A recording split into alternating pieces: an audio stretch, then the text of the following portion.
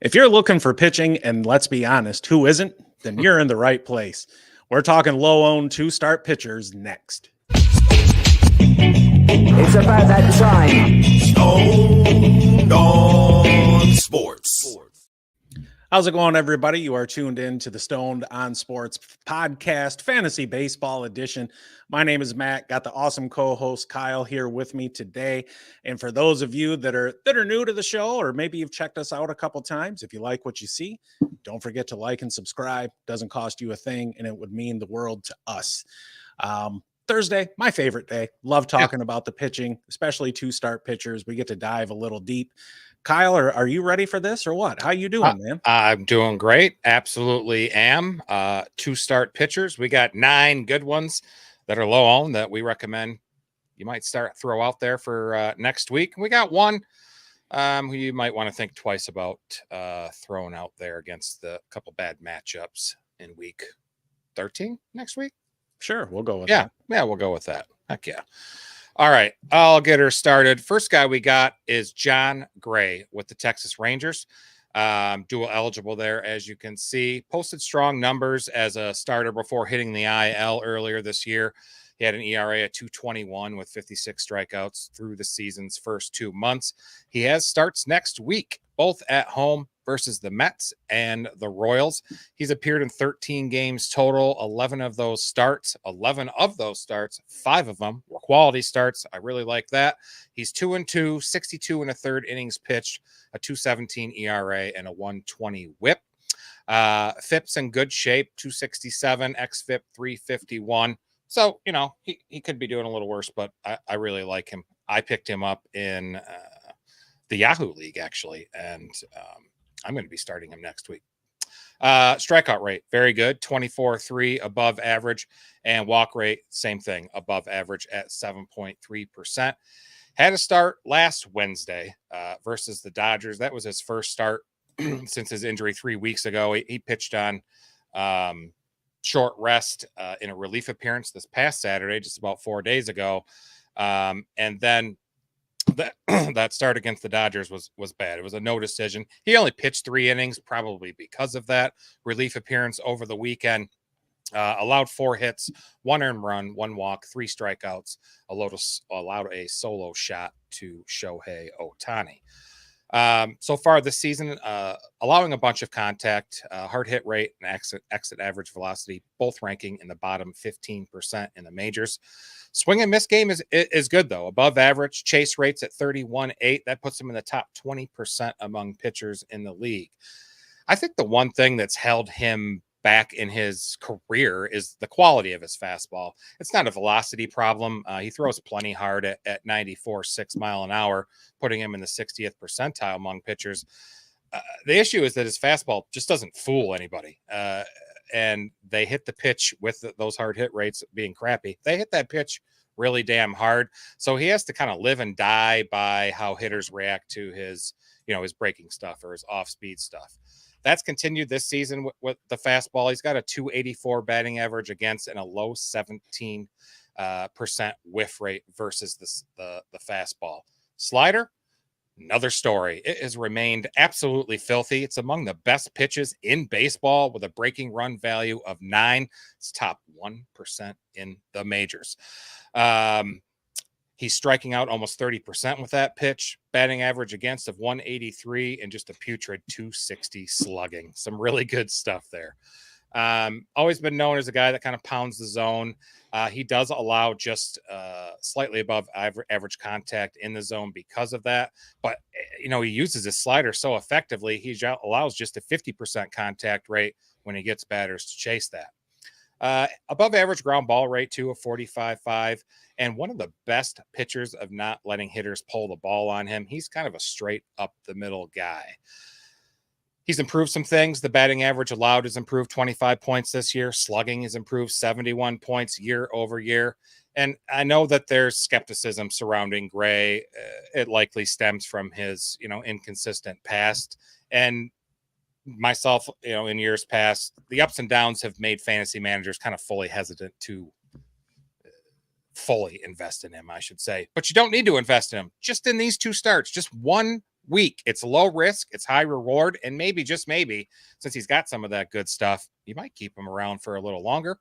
I know the Mets and Royals, who he's up against, have been good the last 15 days, but I'll take Gray next week with both matchups at home. Yeah, he's somebody, like, even when he was in Colorado, it was kind of funny to me. He performed better at home there in Coors Field than he did on the road. So he's no stranger to pitching in a hitter-friendly ballpark either. That's right. All right. Next guy we got. This is a right-hander for the Nationals. Just won his third straight game yesterday, actually. And he has the 11th best walk rate in the majors. Matt, can Jake Irvin continue his breakout season? Absolutely, he can. He's got 2 starts next week, obviously, at home against Arizona and in Colorado. And look, I'll be the first to say, generally, we look to avoid Coors Field starts, but the Rockies offense has been struggling to score runs and hit for power lately. Yesterday aside, they and the Twins had a hell of a time there.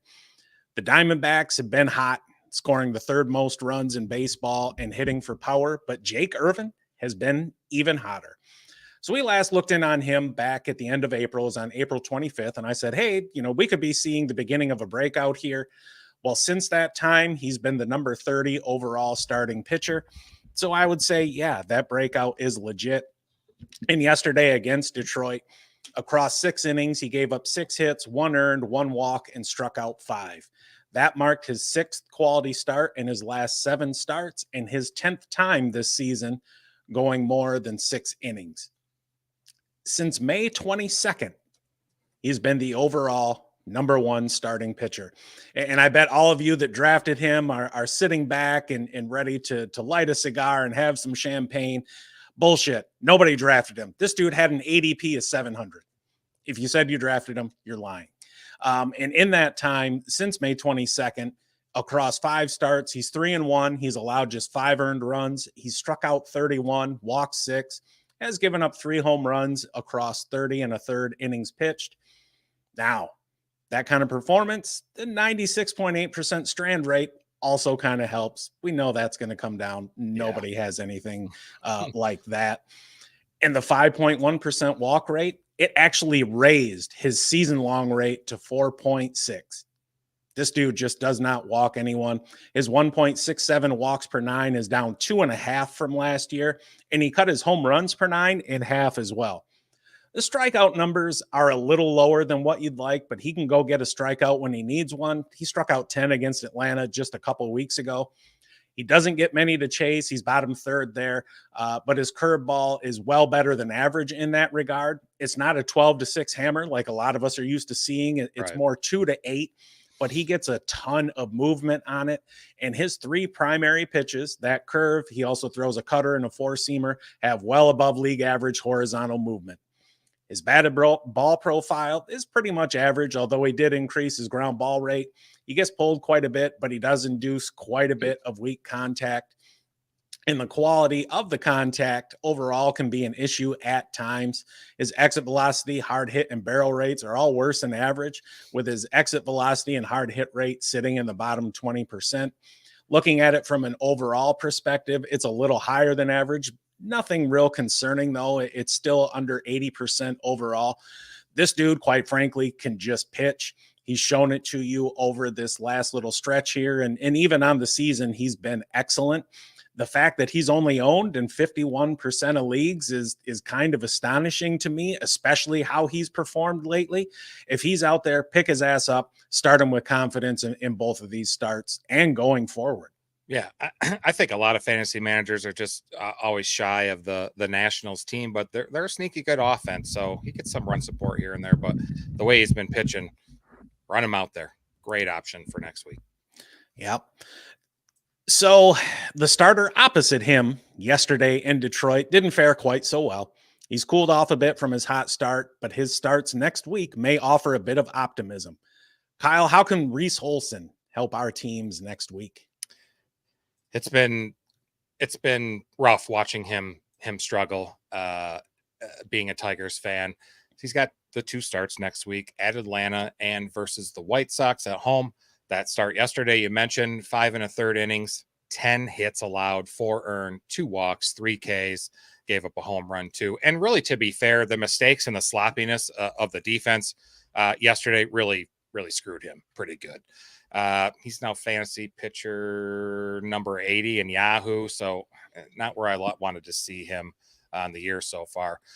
He's got 13 starts this season. He's a 1-8, 71 innings pitch, a 3.68 ERA, and 1.28 WHIP. The FIP is 3.26, so suggesting some bad luck there. Like I said, his defense didn't help him out yesterday and in other games that he has started. Strikeout rates below average at 20.1, and down actually, worse, 4% from last year. Walk rates at 7.6, just above average. That's pretty good. And he struggled the last 3 starts, all losses. And it, like as Matt said, it's quite a reversal for Olson. He had a 1.92 ERA across his first 10 appearances on the season. And it's no secret either, if you've paid attention, that he's been hit very hard. Hard hit rate, average exit velo are both in the bottom 10% in the majors. However, he has kept the barrels in check with above average barrel rate of 5.1, and he's improved it by almost 6% year over year. The thing that is saving him is his swing and miss game is pretty good, getting batters to chase over 31% of the time, putting him in the 78th percentile. And whiff rate is above average too, 27%. And he generates whiffs of 40% or over on his slider and his changeup.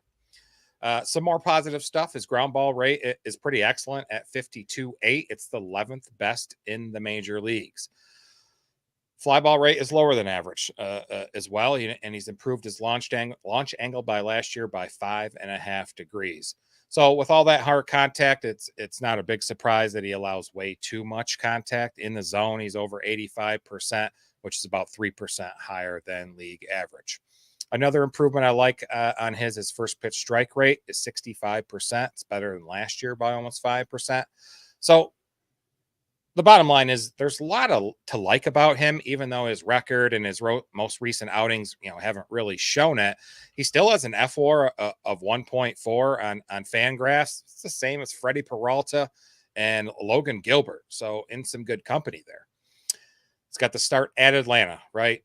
Normally, I would not advocate starting Reese Olson versus the Atlanta lineup, but this is not the Atlanta Braves lineup that we have known to see for the last whatever you want to say 30 years or whatever, but at least the last couple of years they've been great. They've struggled in the last 15 days. They're 23rd in home runs, last in batting average, 28th in on base, 27th in slugging, 23rd in walks, middle of the pack in Ks, and 26th in runs.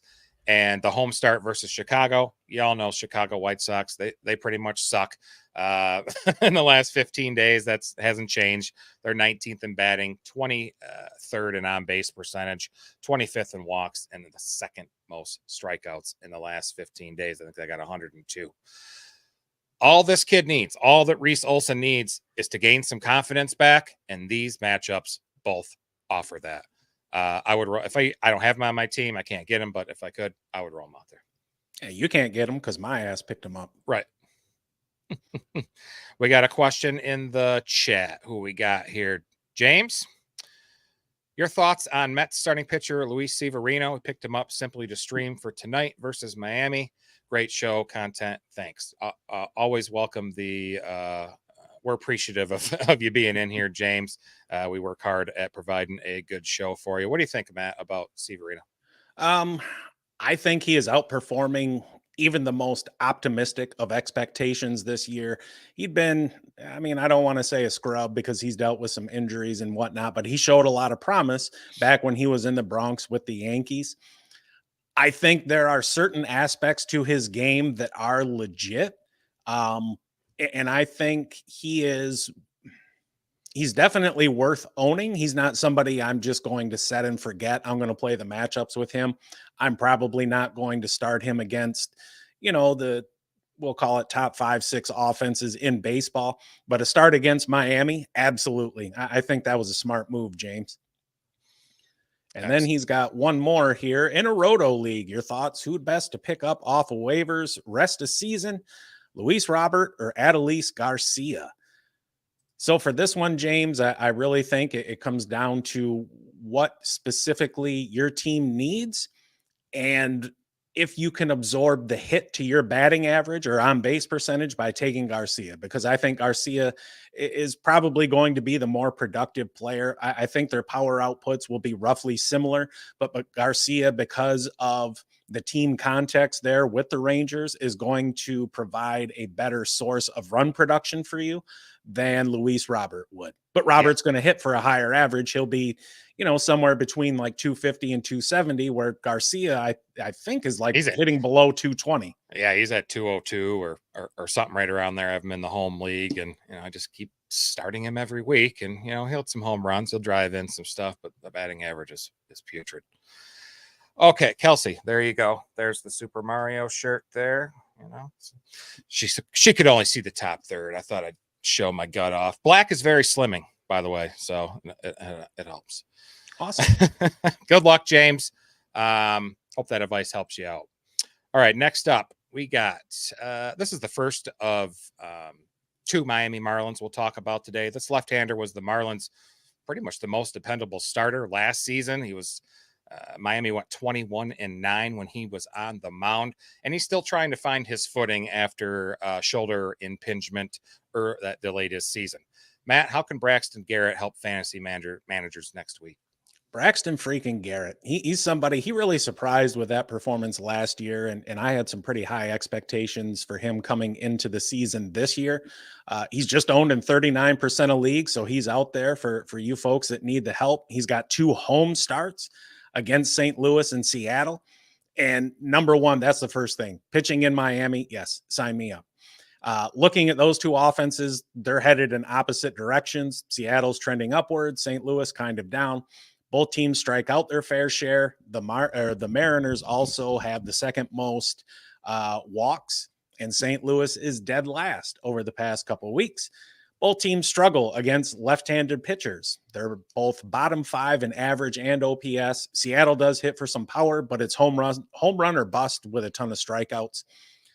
And look, he got touched up yesterday, right? But the Mets absolutely mashed left-handed pitching and have been hitting really well lately. And his season so far has been kind of a mixed bag. He was injured in spring training, like Kyle mentioned, and he's only started 6 games. And in that time, he's 2-2 with a 6.10 ERA, though his expected ERA is in the low 4s and his xFIP is in the mid 3s. So there's some bad luck there.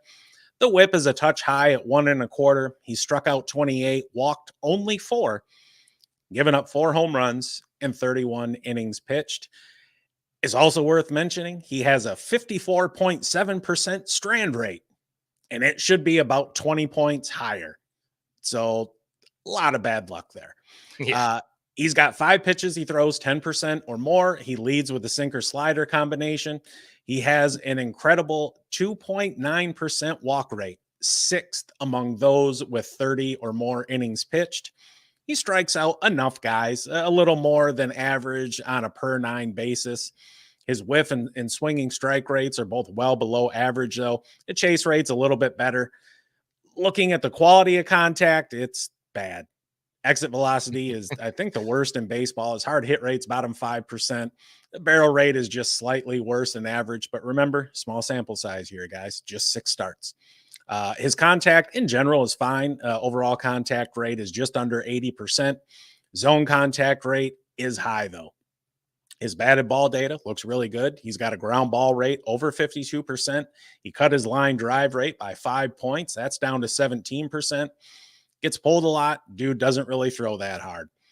But he showed us who he can be last season. Granted, there was a little bit better of an overall team context. The home park is a huge X factor. I mean, Miami is an absolute pitcher's paradise. And, one thing we want to keep in mind is despite those shaky numbers, the dude threw a complete game shutout against Arizona just a couple weeks ago. I can't hammer this point home enough. The park. Yeah. Somebody with a 52% ground ball rate playing in that stadium, I really don't give 2 shits who they're going up against. If you can get me roughly a strikeout an inning and induce ground balls, sign me up. At his ass. Absolutely. And Seattle man, that team strikes out a lot. So that's a good matchup. Yes, they do. All right. So this dual eligible Oakland pitcher gets to toe the rubber twice at home against a pair of AL Central foes. Kyle, tell us how Hulk Hogan Harris can help us body slam the competition and win our match next week. I love this picture. He's so determined. And I love how these necklaces just always fly all over the place when you're pitching. If I was a pitcher, I wouldn't have one of those on my neck. I would skip that. No, I would skip that. So Matt mentioned, yep, he's has 2 starts next week, both at home versus the Royals and the Twins. His last start was yesterday, the 12th, in versus I think it was the Padres. No decision, 5 innings pitched, allowed 2 earned runs, 1 walk, 5 Ks. Did allow 2 solo dongs. He was in line for the win though until the Oakland bullpen blew it. It marks the second time in 3 starts since moving into the rotation that he has served up multiple dingers. That's 4 home runs allowed on the season. He's at a 1.42 home runs per 9. That is too high. On the season, he's got 5 appearances, 3 starts. He's 0-0, 25 and a third innings pitched, 2.49 ERA. And the whip's not too bad at 1.11. Strikeout rate's at 22.8, just a teensy bit above average, but he has improved it over 3% from last year. Walk rate's a bit too high. It's below average at 8.9%. Statcast isn't wonderful, but what dude rostered at 4% has a good one, right? Some things to like, though. Average exit velocity, hard hit rate are both above average, but its barrels are in the bottom 12%. He has improved that hard hit rate, though, by almost 7% year over year. Doesn't offer too much in the swing and miss department, with chase and whiff rates both in the bottom third among pitchers in the league. Does have a slider, though, that has been very effective at generating whiffs at a 33% clip, with an expected batting average against that pitch of just a cool 100. As you would expect, a pitcher that gives up too many home runs, fly ball rate is usually high. His is very high, over 30%. But the line drive rate is lower, 8% lower than league average. Remember, line drives turn into hits more often than fly balls do. Allows average contact in the zone, but allows contact out of the zone almost 4% higher, 4.6% higher than league average. So, his velocity is up year over year. His fastball velocity is up year over year by 1.5 miles per hour. He's improved his expected stats year over year as well. Expected batting average, expected slugging, and xWOBA are up. He's throwing first pitch strikes at a higher rate than last year, which, in turn has seen an increase in his first pitch swing rate too. Both matchups are at home that I mentioned. Oakland Coliseum, shitty park that it is, skews towards pitchers. A bit of concern with the home runs there, as the Royals and Twins are both in the top half in home runs on the season. I mentioned during Jon Gray's presentation that the Royals have been pretty good in the last 2 weeks, while the Twins in the last 15 days have also been pretty good. 11th in batting average, 12th in on base, and 7th in slugging. But I'm not letting that worry me too much. He's just 4% owned.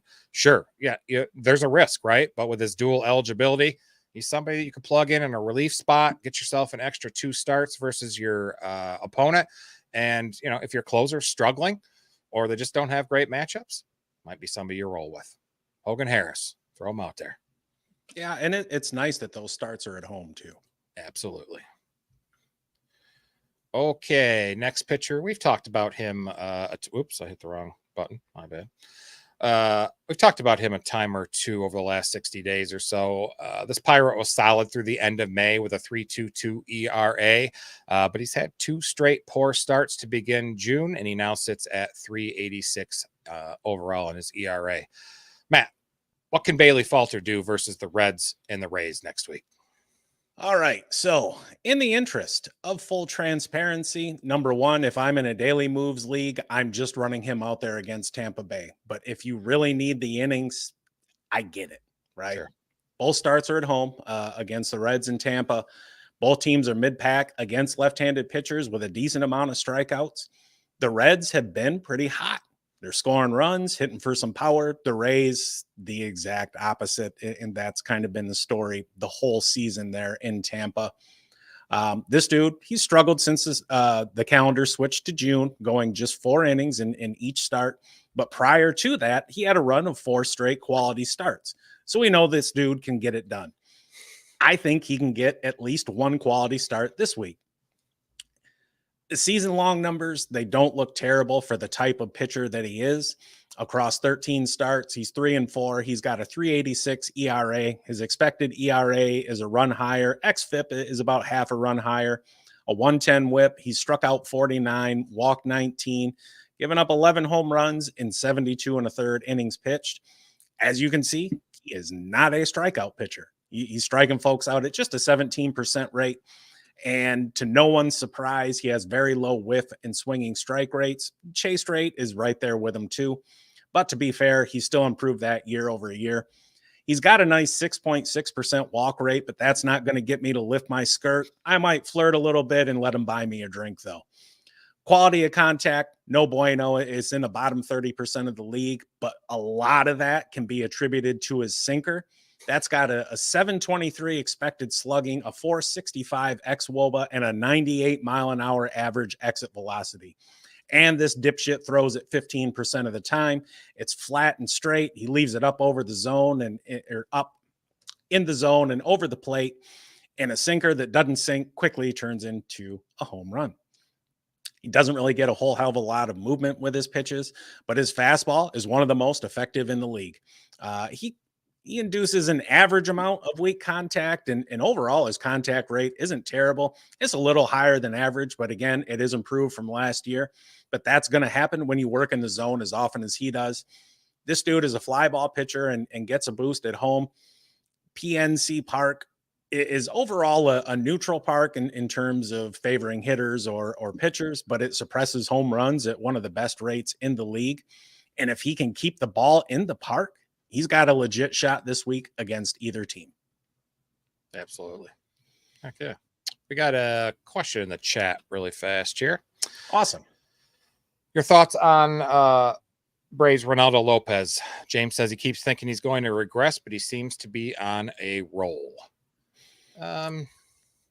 Actually, why did that not switch? I don't know. What are you doing? Ronaldo Lopez. He is somebody who's done a damn good job this year. Somebody else who is just completely surpassing any expectations that they could have put on him. That said, I think Ronaldo Lopez is kind of pitching over his head. There's going to be some regression that comes his way, but until we start to see it in a major way, I'm confident running him out there in most matchups. Let's see. Kelsey, she's got her hand raised. You got a question, Kelsey? She raised her hand to make a statement that she got Bellinger.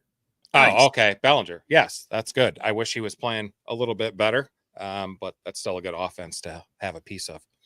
Yeah, it is. And I saw that team you drafted, and you need all the help you can get. And moving along, so you could make the argument that Aaron Civale has been one of the unluckiest pitchers in the game this year, yet he has allowed 2 or fewer earned runs in 3 of 4 starts. What else makes him an intriguing ad for next week? Let's see. Both matchups he's got on the road at Minnesota, at Pittsburgh. Last start was yesterday, the 12th. Didn't factor into the decision. Allowed 1 earned run on 5 hits with 1 walk and 6 Ks. That's he's got 14 total starts. That's his 10th start where he's lasted at least 5 innings or more. That puts him as fantasy starting pitcher number 57 on the year in Yahoo standard scoring. It's pretty good. Not too bad. On the year, mentioned he's got the 14 starts. His record's not as favorable, 2-5, 72 and 2/3 innings pitched. ERA is high. It's at 5.20. WHIP is at 1.33. His FIP and xFIP are both lower than that actual ERA, so suggests some better things to come, right? Strikeout rate is above average at 23.5%, and walk rate is even better at 6.3, putting him in the top 25% of pitchers. He's getting hit pretty hard this year, right? Hard hit rate is almost 42%, and his exit velo is also below average. And he was more average starting pitcher in hard hit and exit velo. So we could see a little bit of improvement a bit more as the season progresses. Overall, he doesn't offer much in whiffs, but his curveball sure does, with rates at almost 33%. Chase rates above average at 29.3. It really uses his sinker and cutter pretty effectively.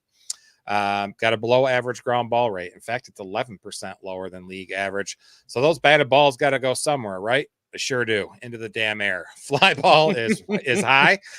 He's surrendered a very high 1.73 home runs per 9 innings this season, and it has a lot to do with a very high launch degree, 17 degrees. What's even more concerning is his line drive rate. It's 30%. Those are turning into hits way too often. Allows too much contact in the zone. He's about 6% higher than MLB average, and out of the zone, it's better, but not by very much. He's got the start at Minnesota. I've mentioned a couple times they've been pretty good, but target fields, in the middle there, kind of neutral there for as far as park factors.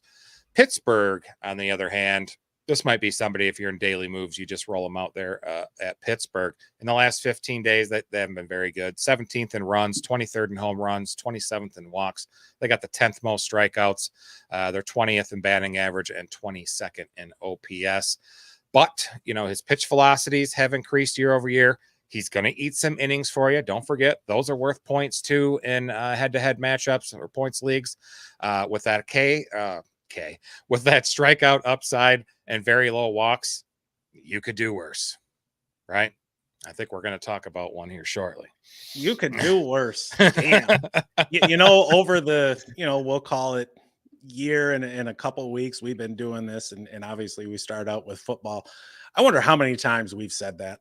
You could do worse. I believe it. When we first started, that was a name of one of our episodes. You could do worse, because I think we said it like a dozen times in an episode. So a year ago, we were very new at this. All right. We got anything in the chat? Not really. Anything? Just talking a little shit. Cool. All right. Can't wait to look at it later. So this next guy, he's a Brewer. He's been answering the bell for a Milwaukee rotation that desperately needs it. And he's allowed 1 hit in an 8 shutout innings versus my Detroit Tigers, or our Detroit Tigers, on the June 7th. Matt, tell us about Tobias Funke Myers. Yeah, look at that. Nostrils flaring there and shit. You have a lot of fun putting these pictures together, and you can't tell me otherwise. Yeah. So he's got a couple road starts against the Angels and the Fathers. The Angels are just bottom offense across the board. They've been just fuck pie lately. The Padres offense has been one of the best in the league over the past couple weeks, and they're topping the chart over the past week. However, this cat, he's been on a nice run since May 26th. He's the 29th overall starting pitcher in that time. Across 4 starts, he's 2-0, struck out 17, walked just 5, given up 7 earned runs in 22 2/3. Kyle mentioned he had the 8 innings of shutout 1-hit ball against Detroit 2 starts ago. And overall, this 25-year-old rookie is 3-2, 3 3/4 ERA. His expected ERA is about a run higher. His xFIP about half a run higher. He's got a 115 whip, struck out 36, walked 14 across 40 2/3. He's appeared in 9 games, with 8 of those being starts. As you can tell, doesn't have huge strikeout numbers, but he can get a strikeout per inning any given start. His whiff and swinging strike rates are quite low, but he is managing a 22% K rate, which is just a hair below average. His walk rate just a little bit below as well. Quality of contact, it's kind of mixed. Exit velocity, max EV, and barrel rates are all rough, but his hard hit rate is a little bit better than average. And overall, he gives up more contact than most, both in and out of the zone. He can fool some hitters at times, though. He's got a chase rate that's a respectable 28%. No real massive outliers in his batted ball data, but he skews towards being a fly ball pitcher. Stop me if you've heard this, but if he can keep the ball in the park, he's going to have success. Sure. San Diego is a pitcher's park, and there's really nothing scary about that Angels lineup. He's got a solid defense behind him and one of the best offenses in the game supporting him. I'm going to go ahead and plant my flag and say he's got a great shot for a quality start and a win next week. And who knows, maybe they're in the same game. Maybe they're split across both. Either way, you're going to take that. It's funny. I put the banner up and I typed in Tobias Harris, who was a basketball player. Nice. Or was. I don't even know if he's still in the. Yeah, I think someone was trying to get him back to Detroit. Yeah, I'm good on that.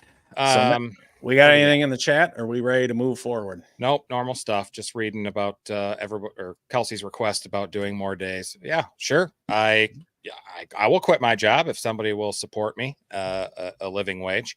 I will do a show every day, but I must work, and Matt must work too. Yeah. All right. If you're looking for strikeout upside, we got somebody for you.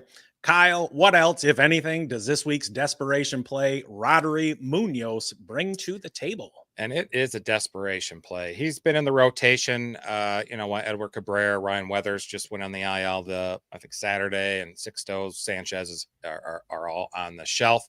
He's been kind of spot starting on the year. He had a start on April 20th, 420, on May 1st, May 6th, and June 8th. His last start, June 8th versus the Guardians, got blown up. Just 4 innings pitched, 5 hits, 4 earned, 2 home runs allowed, 4 walks, and 3 Ks. You never want to see more walks than Ks from a pitcher. Really. On the season, that puts him at 1-2 and 19 2/3 innings pitched. ERA is almost at 6. xFIP's at 4.38, so some bad luck in there. Maybe he'll come back home a little bit. Whips high at 142. Matt mentioned the strikeout upside. He's really good, almost 26%. He's in the 72nd percentile in the majors, but it doesn't really matter because he walks guys at almost 13%. He's in the bottom 10% among pitchers. He also gets hit very hard. His average exit velo is in the bottom 20%, and hard hit rate and barrel rate are in the bottom 5% or worse.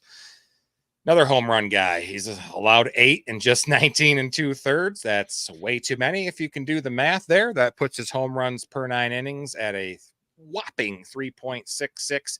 Even in a small sample size, that's one of the highest I've ever seen. Yeah, that doesn't sound good. No.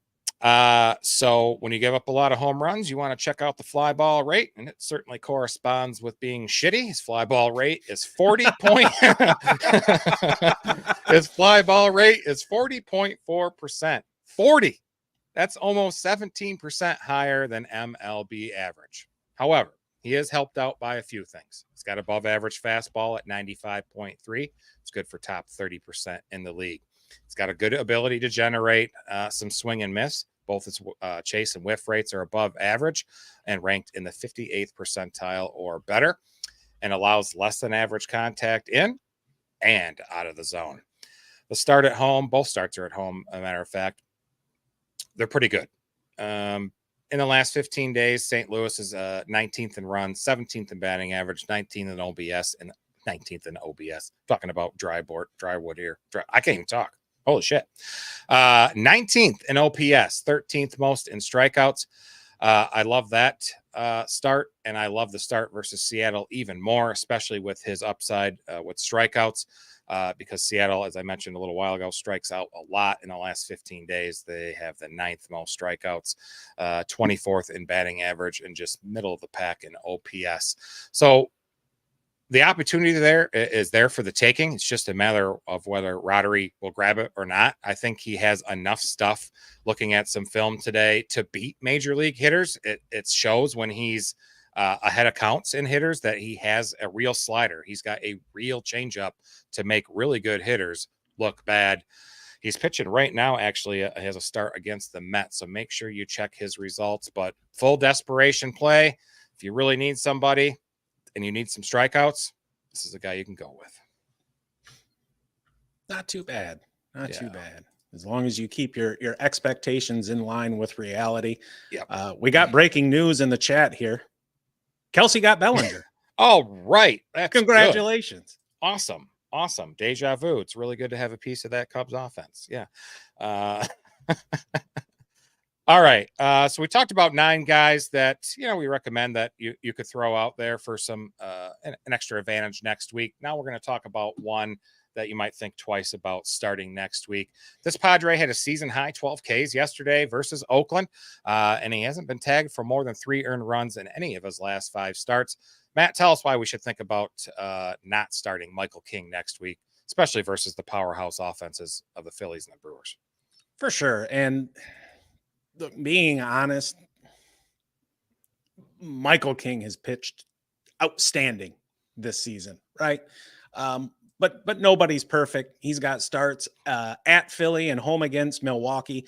I really don't need to look into either team. We know what these two offenses are about. They're two of the best in baseball. Both of them hit right-handed pitching incredibly well, especially Milwaukee, and with a good amount of power, including some extra base hits. Citizens Bank Park in Philly is definitely a hitter's park, and the ball absolutely flies out of there. But like I said, dude's having a great year so far. 15 games. He started 14 of them. He's 5-4, got an ERA a little over 3.5 with his expected ERA and xFIP in the same range.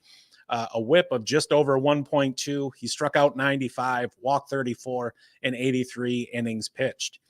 Remember how I was saying Jake Irvin was the starting pitcher #1 overall from May 22nd until now? Well, King is the #2 starting pitcher. That sounds pretty good. And there's a lot to like about him, right? Quality of contact, outstanding. Exit velocity and hard hit rate are in the top 10%. Barrel rates in the top third. His contact profile as a whole looks good. 75% contact rate overall is a little better than average, as is his 82% zone contact rate. Batted ball profile looks good. It's all around league average. He does get pulled more than most, though. He also induces more weak contact than most. Solid strikeout numbers overall. Happy with the whiff and swinging strike rates. They're average or better. Chase rate's nice, too. He faced both of these teams in April.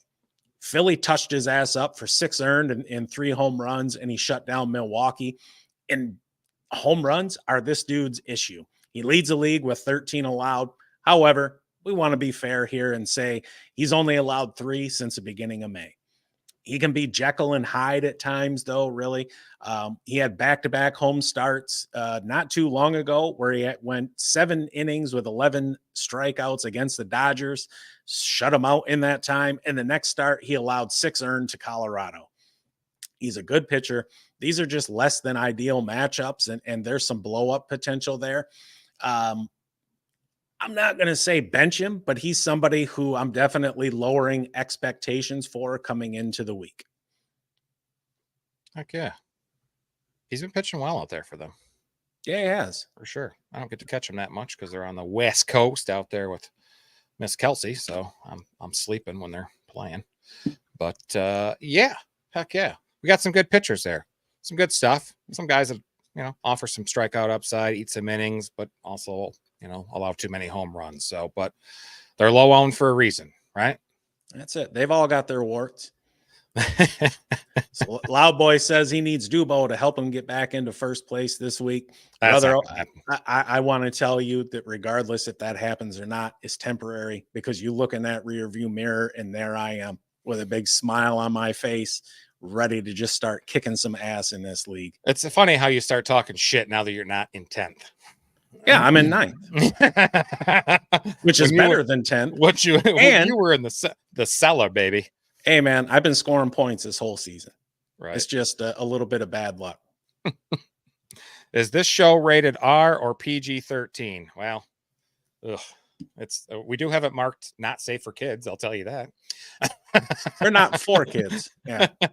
Be careful with your phrasing here. Yeah. Right. Yes. We don't want to get in trouble. Okay. Sounds good. This was a great show, as always. Thanks for joining us for some low-owned 2-start pitchers for the week of June 17th. Remember, managing your fantasy team, it's just like life. Full of surprises, some crying, and occasional moments of glory, right? Don't forget to like and subscribe. Hit that notification bell so you never miss out on the latest tips and my poor attempts at humor. And the full 2-start rankings are available on the website at stonedonsportspodcast.com. And if you don't like looking at our ugly mugs, remember, you can listen to us next day on Spotify, Apple, and more. Thanks for watching, everyone.